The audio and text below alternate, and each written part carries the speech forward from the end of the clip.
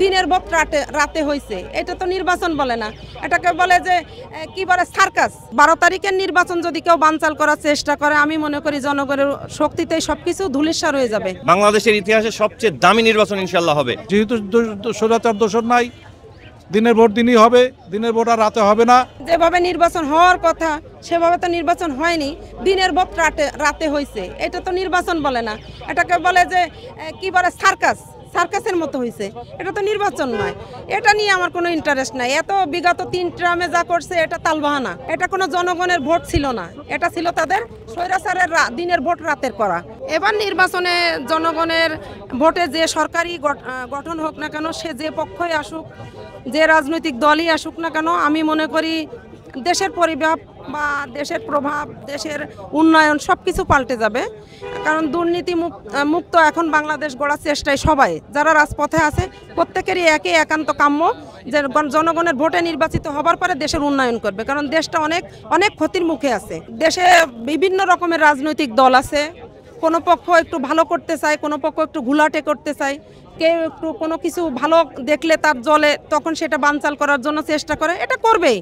বা প্রশাসনে অবশ্যই প্রশাসনের মধ্যেও এখনও অনেকটাই ভেজাল আছে। এটা আমি মনে করি নির্বাচনের আগে ভেজালটা মুক্ত হওয়ার চেষ্টা করবে অবশ্যই। তা না হলে জনগণের ঊর্ধ্বে কোনো শক্তি নাই। এটা 5 তারিখেই তার ফলাফল পাইছে। জনগণই কিন্তু একমাত্র এই দেশ থেকে তাকে তাড়ানোর একমাত্র অবলম্বন ছিল জনগণ।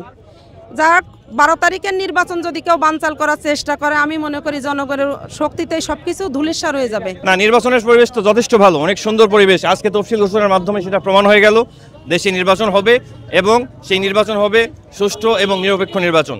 বাংলাদেশের ইতিহাসে সবচেয়ে দামি নির্বাচন ইনশাল্লাহ হবে আগামী 12ই ফেব্রুয়ারি 2026। এবং সবাই দলমত নির্বিশেষে সব ভোটাররা ঈদের আনন্দ উদযাপন করবে। ওই নির্বাচনে তাদের প্রার্থীকে নির্বাচিত করবে। এখানে লেভেল প্লেইং ফিল্ড অত্যন্ত সুন্দর আছে এবং থাকবে। শুধু আমরা না, আমি না, সকলেই এই প্রত্যাশা করে যেন বাংলাদেশে একটা ভালো সরকার আসে, গণতন্ত্রের সরকার, যে সরকারের কাছ থেকে আমরা আমাদের সামান্য যে চাহিদা সেটা হচ্ছে একটা সুশিক্ষায় শিক্ষিত বাংলাদেশ, দুর্নীতিমুক্ত বাংলাদেশ, ফ্যাসিবাদ মুক্ত বাংলাদেশ এবং ভারতের আগ্রাসন মুক্ত বাংলাদেশ আমরা চাই। 12 তারিখের নির্বাচনী ঘোষণা হয়েছে, আমরা ভোট দিতে যাব। আনন্দ উৎসব মুখর পরিবেশে আমরা ভোট দিব। নির্বাচনের পরিবেশ কেন থাকবে না? স্বৈরাচার দোষর তো নাই। যেহেতু স্বৈরাচার দোষর নাই, দিনের ভোট দিনই হবে, দিনের ভোট আর রাতে হবে না। সুতরাং পরিবেশ অবশ্যই আছে। এবারের নির্বাচন আলাদা করে দেখতেছি এই জন্য যে এবারের ভোটাররাই দিবে। গত টার্মে ভোটাররা দিতে পারে নাই, অনেক অভিযোগ আমরা শুনছি। আমরা নিজেরাও যাইতে পারি নাই, ভয়ে আতঙ্কে আমরা নিজেরাই ভোট দিতে যাই নাই। কি জন্য যাই নাই?